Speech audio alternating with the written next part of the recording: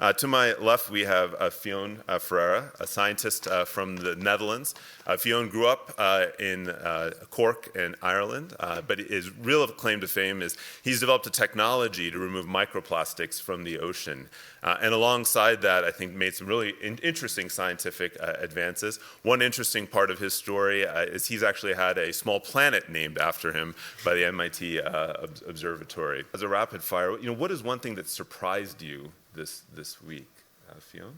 I think this week I was really surprised at how many people were here who could really, I guess, develop us. I think, and in addition to that, just their willingness to listen to us and take our ideas on board. Wonderful. Now, Fionn, one thing I find remarkable about your story is how you're using science to drive progress. And leading an innovation-based company, science is such a powerful tool to drive progress. What are you optimistic about when you think about the environment and plastics? What do you think the challenges are, and what kind of inspires you? Well, there's lots of challenges, of course, but I think if we look at the whole, I guess, environmental issue as a whole, there's only so much we can do on a social point of view. There's only so much we can do in banning plastics or banning plastic bags or different things like that. But I think a lot of innovation has to come from from the innovators. A lot of change has to come from their discoveries. So, for instance, even if we were to put in something against littering, that nobody would even litter, that would take a lot of energy, but we would still have a lot of plastic getting out. So I think in that case we need to bring in innovators who can make plastics which will biodegrade effectively, not like current biodegradable plastics. So that then it breaks down effectively. And I think innovation can play a huge role in all of that because, we need to solve some problems. And do you think we're doing enough on investing in the science of how to tackle some of these challenges? I think, a little bit more investment could be done. And I think another thing is that we should maybe invest in some of the younger people in science as well, because we have to remember it takes time to discover something. And I think if we get people started a little bit younger and a little bit earlier, maybe we can get them coming up with more fresh and interesting ideas in a quicker amount of time. Fionn, when you think about the same topic, young scientists trying to tackle big problems, any advice on how to find the support network to take that on and make the breakthrough like you made? I think what you really need to do is play. Like, who here is a guilty person who plays Lego all the time? Yeah, exactly. I think we really need to not have the end goal in sight. We need to look at what we're doing, and we're doing it for the fun. And I think that innovation and ideas will come out of that naturally. So with my project, I didn't think of, today I'm going to invent a method to remove microplastics from water. That's not how it works. I was just playing with cool liquids, ferrofluid, magnetic liquid, like who doesn't like ferrofluid? I was playing with Lego. I was building a spectrometer, as I'm sure all of your children or you guys have done. I'm going to ask my son about it when I get back.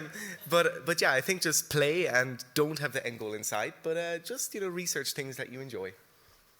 What can leaders do to kind of unleash the power of young people? What can we do better to remove obstacles for all of you? Anyone want to? They should want young people to be a part of their staff or want them to be interns, because it can also be beneficial for the business aspect of it, because you're trying to reach that demographic and you want everybody to come along with you, and you want more supporters, and we want people to support our cause. So I think it could be beneficial on both sides.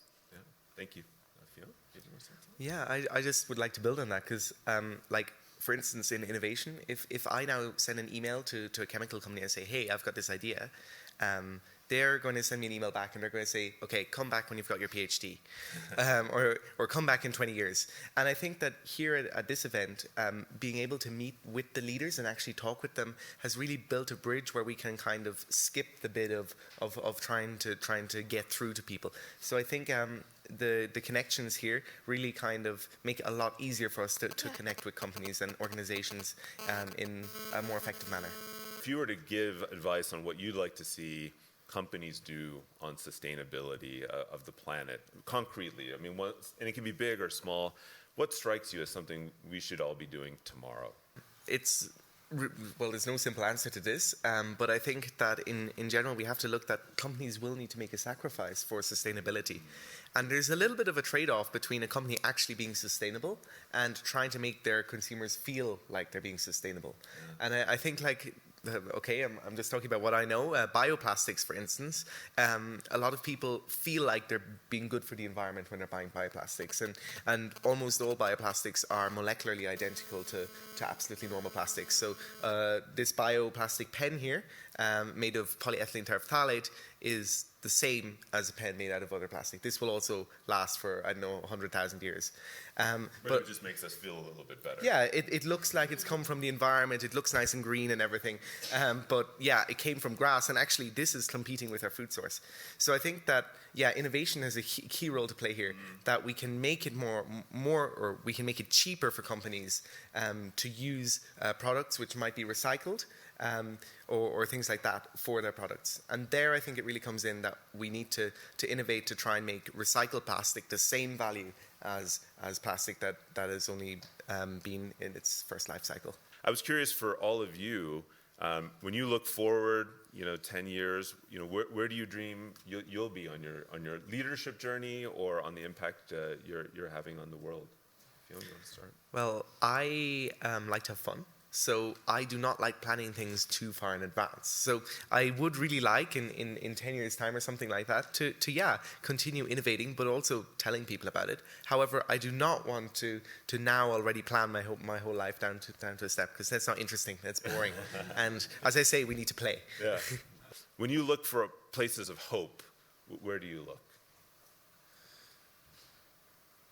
Well, for me, I really like reading about discoveries, because that gives me hope. It makes me feel like maybe I can find something like that too, or engage in projects like that as well. It's really interesting to see that even 10 years ago, so many innovations like, okay, they might not be the best, but biodegradable plastics were not invented yet.